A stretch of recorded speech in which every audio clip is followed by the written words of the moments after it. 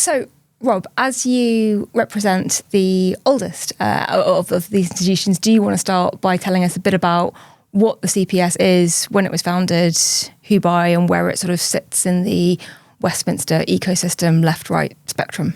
Sure. So the CPS Centre for Policy Studies is coming up for its 50th anniversary next year, which is faintly terrifying. And it was founded, and this is sort of a familiar template in which kind of recurs down the years. It was founded by a group of people within the Conservative Party who didn't like where the Conservative Party was going. So primarily Keith Joseph, but then very rapidly Margaret Thatcher and various other people who coalesced around him. And it became the nerve centre of what became Thatcherism. So when she became party leader, it was effectively sort of folded in almost to the Conservative Research Department, and you had this sort of as a kind of paramilitary wing / thinking space for the party. A picture of her fixing a plug on the wall? No, we've got a portrait of her on the wall. There was a story that quite very early in the CPS's career, it was moving into its offices in Wilfrid Street, and no one could get the lights to work. And she kind of went, "Oh, you ghastly men, you useless men, get out of the way, I'll do it." And got down on her hands and knees and started rewiring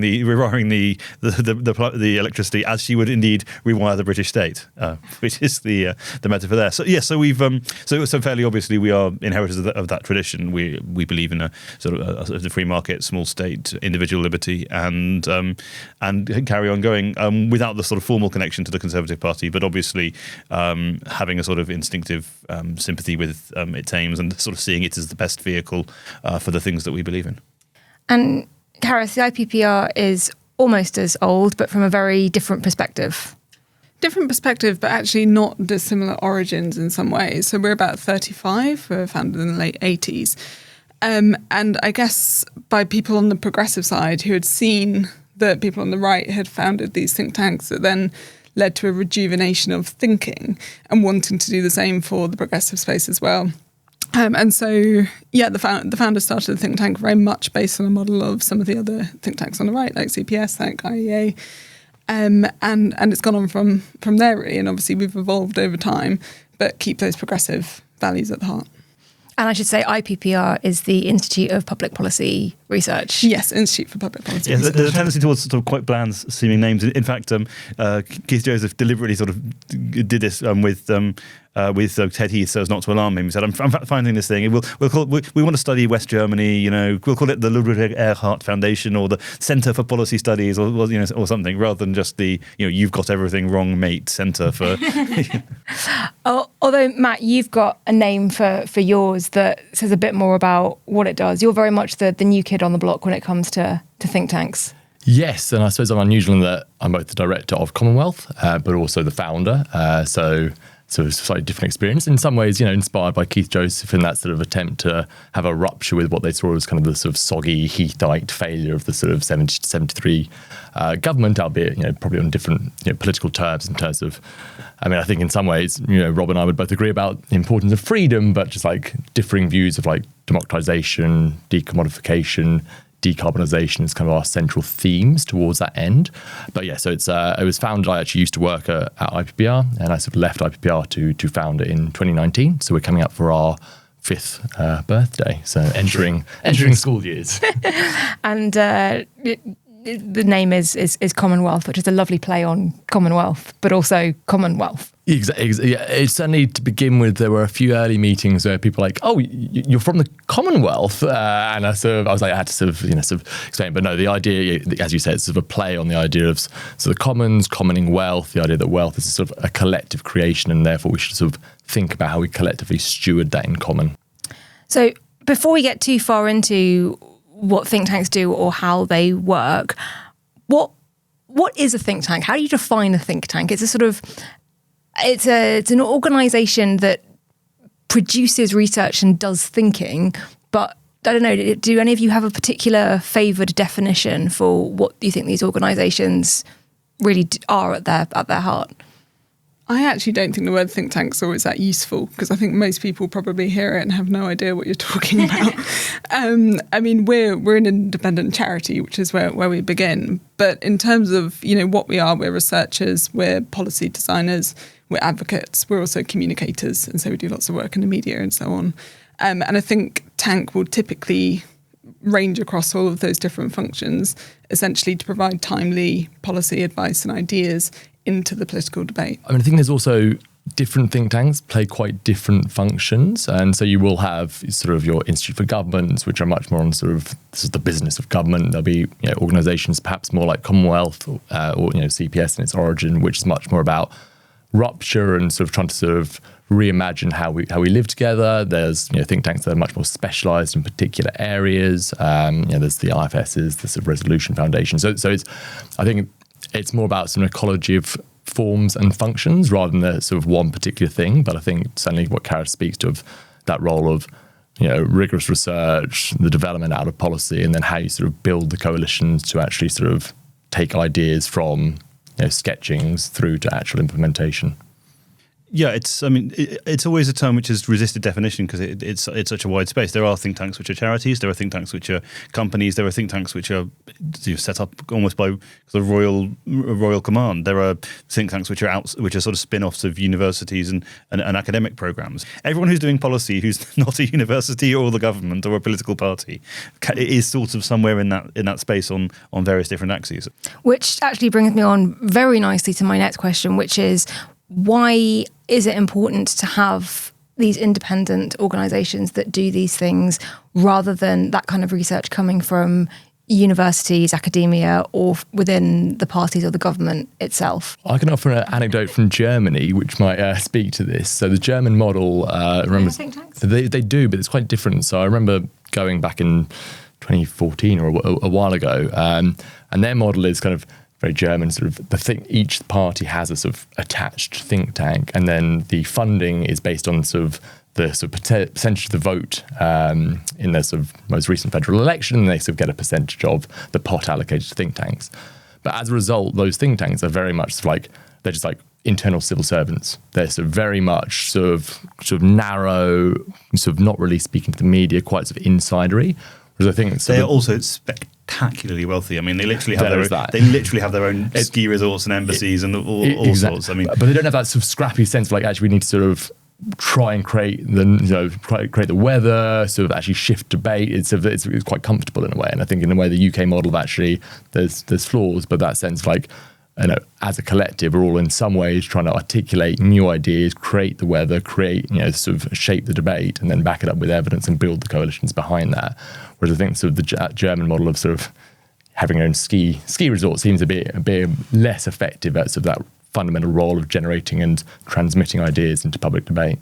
Are you saying that the CPS does not have its own ski resort? Unfortunately, I mean, despite what you read about sinister dark money, one of the striking things about British politics is how underfunded it is compared with Germany, compared with America. I mean, you get people from the US think tanks coming over for a while, and they are, these are people who have just spent hundreds of millions of pounds on office buildings in Washington, and they come to these sort of, to these sort of converted terraced houses with, with sort of brown wallpaper, and they're just like, okay, this is what you guys do. I was a journalist for 10 years, and it was a wonderful career to do, and I still write. But I could count on the finger of one hand the number of times I'd actually like changed things or like actually had an influence on the debate. Whereas in a think tank, you do get there's a sense that journalists don't have time, are just too busy writing, and politicians, and especially in their own government, are just too busy just dealing with all of the running a department, dealing with endless crises. There's absolutely so it's actually quite a rare space that you're in British politics where you can just sit and think, and whether it's short term or long term, or whether it's just a quick hit of there is this thing that's wrong and how do we best fix it, or the longer term, what is the future of welfare policy in this country? That there's actually not that many people who are in the space to do that, and it's a really privileged position, I think. I'd agree with that. I guess two other groups we might compare think tanks to would be academics and civil servants. And the two things that come to mind are that think tanks can offer speed and they can offer creativity. And they will offer answers and recommendations, which academics sometimes struggle to get to. The more research is needed line, think tanks do hold themselves to account for actually generating an answer that addresses the problems on the table. So, Carys, you've worked for a number of organisations that we could loosely term think tanks. I'm not sure if all of them do, but the RSA, the Social Mobility Foundation, the IFS, and now IPPR. Having had that kind of breadth of experience across the think tank ecosystem, what what lessons have you learned about kind of a good way to operate or how to have the most impact? Well, you can see which one I've spent the longest time at. I think it really, working at a range of different institutions really just has illustrated to me the point made earlier that there's a huge range and they perform very different functions. So the IFS, for example, do extremely rigorous, intense data analysis. The RSA is focused on thinking about how to kind of bring creativity into our social lives as well as policy and so on. So they're quite different institutions.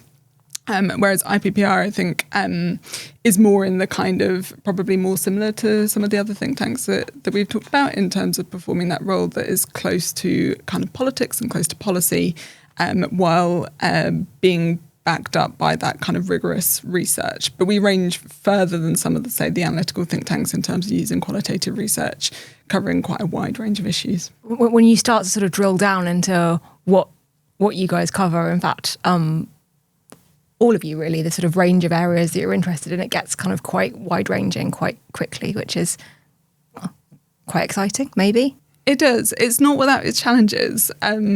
As Robert says, we don't have huge resources, and so ranging across policy areas can be quite challenging.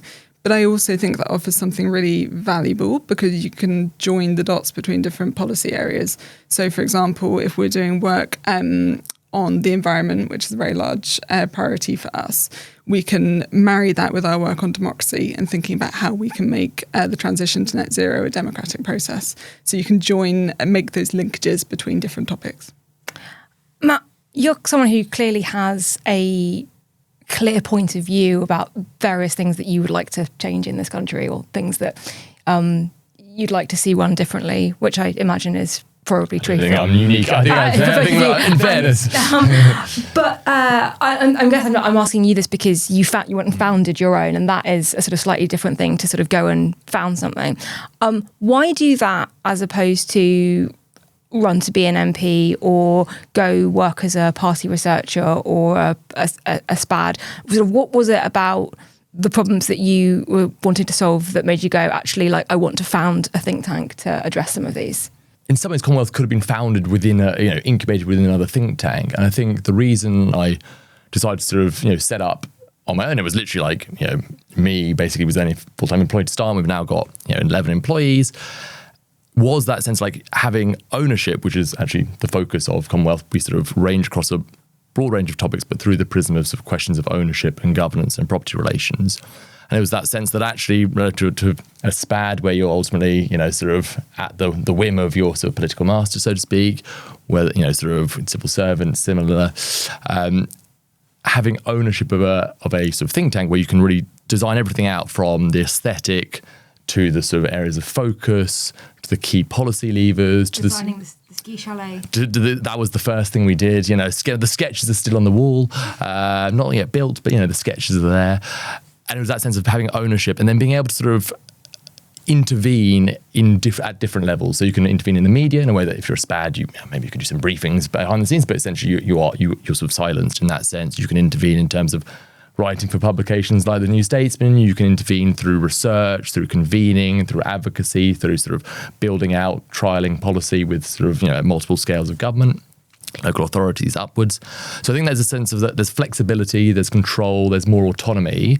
Whereas, becoming an MP in some ways is about losing control. It's about taking the party whip. It's about sort of, being in a collective. In some ways it's about, founding a think tank was about having a clear vision of the role of democratic ownership. And that was a good vehicle to articulate and expand those ideas. And there is the opportunity, working as part of a think tank, to get into party policy and influence it. And I'm looking at you, Rob, because you helped write the 2019 Conservative Manifesto. I did, although, I mean... What was that like? So it's slightly unfair to say that's a sort of think tank thing, because actually that was in many ways a product of my journalistic work. Essentially, the way I sort of put that is that that Munira Mirza and Rachel Wolfe, who the other two sort of lead actors in that, were the sort of architects, and I was the interior designer. We were feeding in ideas and saying, "Hey, look, here's lots of stuff you should put in."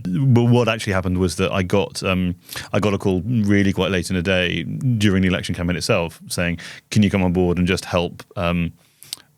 basically turn this from a list of policies into a document. And it's actually much more about air traffic control than brilliant ideology. You're not sitting there thinking head of Zeus, this is my vision. It's like, has every single sentence been in this thing been costed? If we're saying this here, but we're saying this on page 87, and those two don't match. And have we got a list of people who are going to be really annoyed because we haven't mentioned their specific thing? And have we done a Welsh version and a Scottish version? So it's much more like being a newspaper editor again, where people's copy comes in and it's your job to make it the best copy it can be, as opposed to whatever your own personal views are. So what is the relationship like with MPs and with parties feeding in? Do you have kind of I was going to say pet MPs. I mean sort of friendly MPs who are associated with your organisation? Are there particular ministers that you are, or shadow ministers that you're trying to target? What's that kind of relationship with those individuals like on a sort of day-to-day basis? Certainly at IPPR, we would work with politicians of all parties. Also not just at Westminster. So we have IPPR North based in Manchester and IPPR Scotland based in Edinburgh. And so we do lots of work with Scottish Government and also the Metro Mayors. And that relationship would, I guess, look like feeding in policy ideas, policy discussions with some of those politicians, but also working with their advisors quite a lot.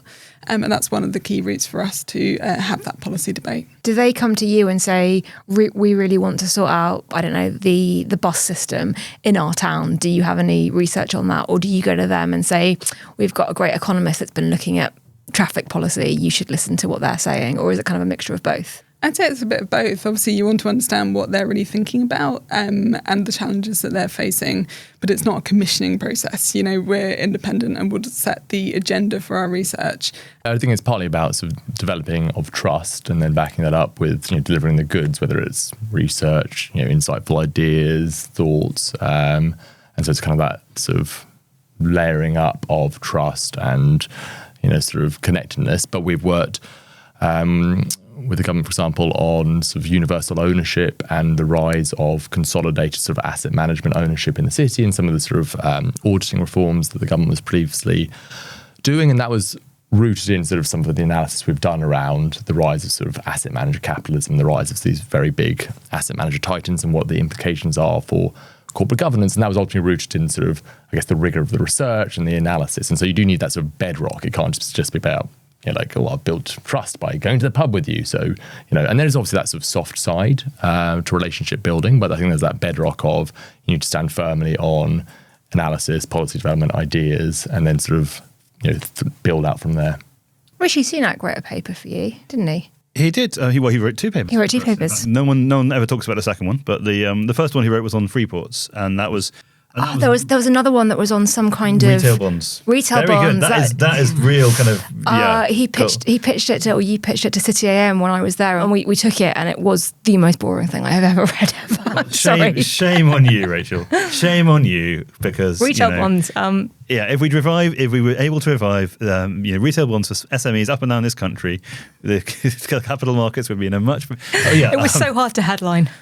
Anyway. So Rishi wrote a paper for us when he was a backbench MP on free ports, which is obviously an idea that has been around for thousands of years, but saying, look, actually after Brexit, these can be a really valuable thing, and became insanely popular within the Conservative Party because it was a concrete benefit of Brexit that they all like the sound of, and that has got taken forward. And so actually, when I took over the CPS, we sort of did a program we called New Generation, where we went around and talked to as many of the new MPs as possible, and said, look, what are the things you're interested in? Would you want to write for us and work together? And we produced, a string of papers on that, and we're still doing quite a lot of that work. Just last week, we published something with Ranald Jayawardena on family-friendly taxation, and been talking to quite a few other MPs about doing stuff. The drink in the pub is quite valuable, not because sort of business gets done, but because you get to bump into people and they say, oh yeah, I am really interested in that thing you guys have coming up, or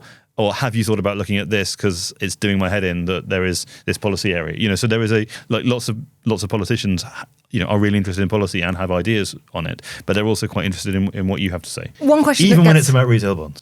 You know what? I'll go and reread the paper and see if it's as boring as I remember. Maybe I'm being really unfair.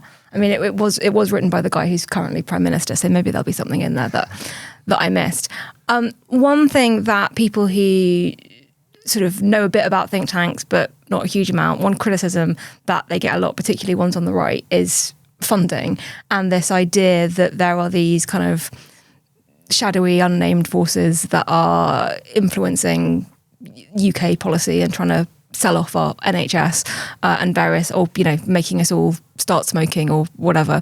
I would be interested from sort of all three of you how you do get the funding. Obviously not as much as the German or the American ones do, but you do have offices, you do have staff, you do have to raise money to keep the lights on. And how does that relationship work, and what do people get wrong about it? So we get our funding from a range of sources. The majority of it comes from charitable trusts and foundations. But we also do get some corporate sponsorship for events and so on. And we have some individuals who give to us as well. I think the key point here is transparency, number one. So we publish all of our funders on our website. The second thing is being really clear about the independence of the research. So when we're having conversations with funders, we'll make it extremely clear that they have no editorial control over the work that we're doing. That always rests with us. And so we can be really confident that even if there is, the perception that someone is funding it because they're interested in the outcome, they have no control over that outcome. So I think the combination of transparency and being clear on that independence is key. I mean, so we obviously attract more publicity on this because for the last 49 years, like quite a lot of other think tanks, we've not sort of listed everyone who's given us money. We have a set of, I think, quite rigorous protocols in place. Editorial independence is obviously a key one. Whenever anyone gives us money for a specific project, especially when it's in their commercial interests, we always declare it. So if someone has paid for a report or contributed towards a report, it will be there in the acknowledgements, it'll be there on the press release. The majority of our funding comes from individuals, and it's people who believe in like what we believe in. And there's everyone thinks that the chain of causation is person has money, they give think tank money, think tank says thing. In my experience, it's 99% of the time it's think tank says thing. Person thinks, "Ooh, I like this thing they're saying. I will support them." Like I have been saying for 10 years now that we need to build more houses on an industrial scale, and that has led some people to go, "Oh yes, I quite like people who say this. I think you should carry on saying it." But it doesn't. It's not the case that someone went, "Aha, I have a sinister plan to get people to say that we need more housing." So I think there's that element to it, but ultimately I think also, one of the things about think tanks is it is actually all sort of out in the open. What doesn't happen in this country, or at least I've not experienced it, is that we have a kind of cunning idea and we sort of sneak into number 10 and we whisper it in someone's ear, and then sort of 2 minutes later they announce that they're going to, I don't know, privatize space or whatever the hell the idea is. You have an idea, you publish a report, everyone argues with you about the report. If you've got your arguments and facts wrong, then people will tell you. Jonathan Porter's, for example, loves to read everything the CPS produces and can tell us, like, guys, on page 87 you said this and your idiot saw it. And quite often we'll go, "Oh yeah, sorry, screwed that one up." Or then sometimes we'll go, "No, actually, Jonathan, you haven't read page 80. Yeah. What is remarkable about British politics and the think tank landscape, and I don't have other countries to compare it to, is actually genuinely how open the discussion is. And I think that's probably quite a good thing. But that also rests on the fact that we have a load of think tanks, like way more than sort of market forces would support, because there's just so many people out there with ideas, and they're all kind of but it also means that everyone is wrestling with and scrutinizing each other's ideas. And I think what tends to deliver change is not so much one think tank having one good idea. It's when you get a sort of critical mass. So it's the full expensing, this thing which was in the budget for the idea of that Britain has been insanely stingy in how we reward firms for investing in making capital investments. That's something that we've shouted about. It's something that the Adam Smith Institute's shouted about. It's something that lots of think tanks on the centre left have gradually, kind of within Wonkland, they grew up a consensus that this is really something where we're not doing very well and we should do better. Which is why it's now become the orthodoxy. And when they kind of eventually did it, that's a kind of I think success generally has many fathers rather than being sort of a product of a singular vision. And do you think think tanks go in and out of fashion in the sort of political space? I mean, obviously we've had 13 years of Conservative government, so more think tanks on the right and centre right have kind of had a lot of attention because they've been the ones that the government is more likely to listen to. But it sort of feels like certain ideas or organisations get a lot of attention, get a lot of publicity for what they're doing, and then a couple of years later it's a new one or it's an old one that now has got attention, again having sort of been ignored for the last decade. Does it sort of work like that, do you think? Massively.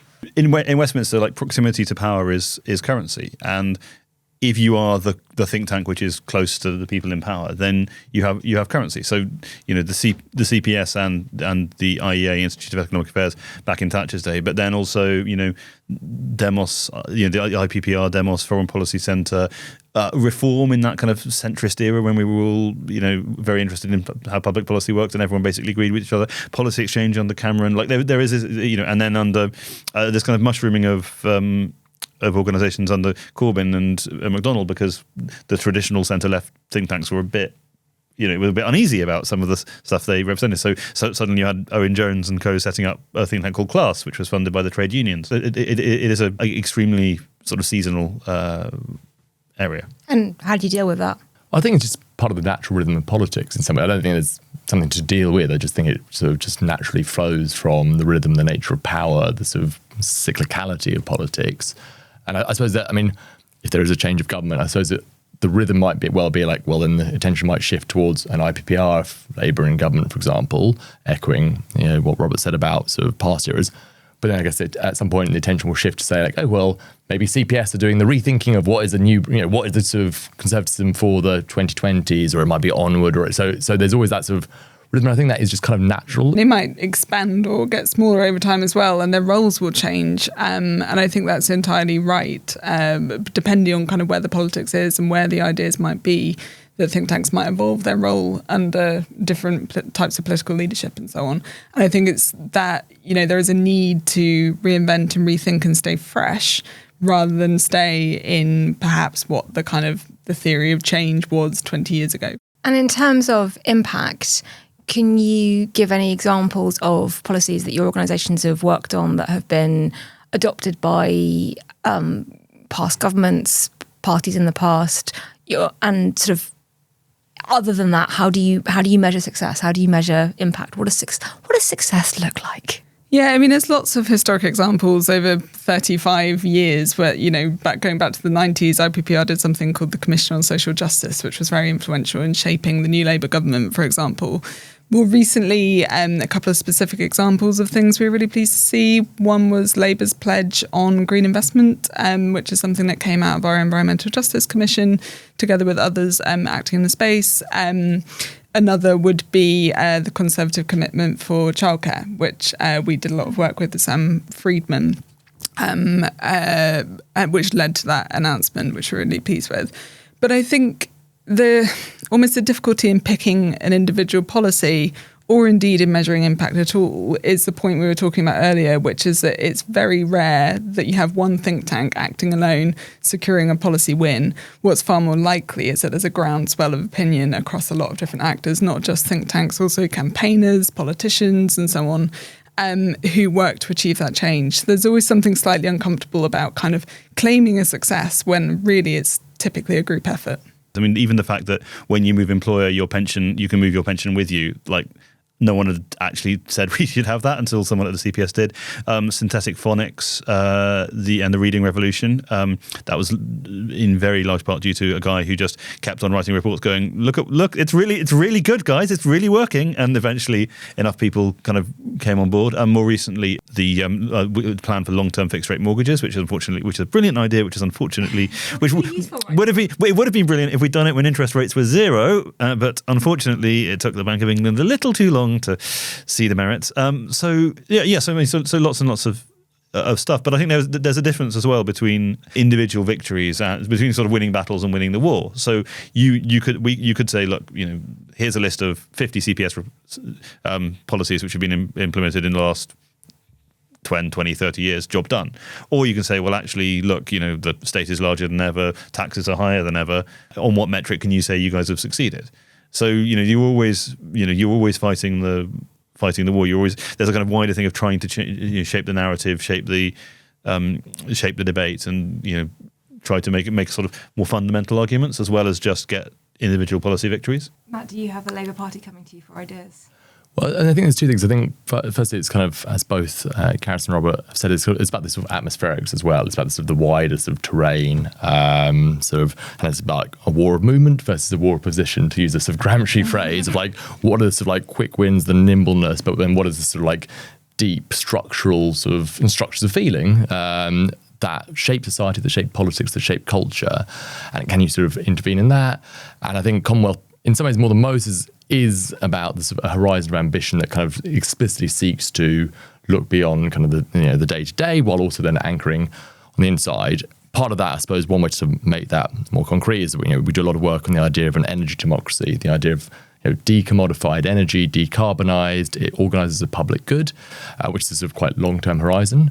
But then we've done quite a bit of work on the idea of a publicly owned generator, which is obviously sort of a version of which is the Great British Energy proposal that Labour adopted last year. So we put out a report, we've been working on it over the summer and autumn of last year, and then that kind of was Keir Starmer's sort of key flagship announcement. So that was kind of an example. But I think probably more than most, Commonwealth and think tanks like Autonomy and others kind of are about trying to prefigure, stretch the imagination, sort of that collective sense of what we can be, and sort of expanding that. But at the same time, very much trying to do robust, rigorous, analysis on the spread between corporate bonds versus, private sector developers of offshore wind farms. What are the sort of potential savings gaps there? Looking at, we do a lot of work looking at financial databases and sort of Bloomberg terminal style analysis. So, it's very much trying to keep a foot in the real world of policy and politics, but we have that sort of, the war of position of the atmospherics that needs to be shifted. And that, I think,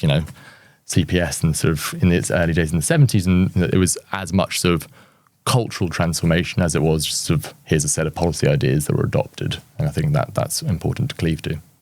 Final question for all three of you, because you've been talking about kind of think tanks generally, but if you got 5 minutes in a lift with Rishi Sunak or Keir Starmer, depending on who the Prime Minister at that particular moment was, and you wanted to pitch one policy that you think is really important and they should adopt, what would you go for? I think Rob's going to say houses. You're going to say houses. Well, actually, the first thing I'm going to say is I should apologise to our German colleagues because I think I've misremembered. It wasn't a ski resort; it was just a common or garden resort. So really, they're standard. Yeah, standards. But build more houses. Build. Carys? I think for me, it would be about investing in the social infrastructure that we all rely on. And I guess to make that really specific, childcare, I think, needs to be the next frontier of the welfare state. And so I would pitch that to them. The Conservatives have gone part way, but have not funded it properly or done enough to how the childcare system works for it to function really effectively. And Labour are yet to commit to it. So that one. And Matt?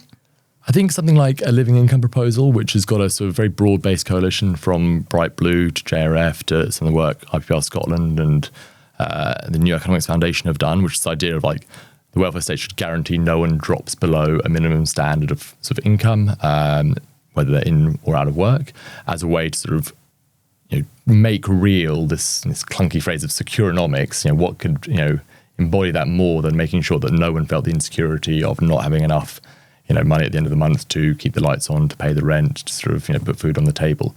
So I think that's it's costed, it's plausible, it's got a very broad range from the centre left to the centre right, and I think that could be an idea that could sort of set a floor from which we could live a more secure, flourishing society. Matt Lawrence, Robert Colvile, and Carys Roberts, thank you so much for joining us.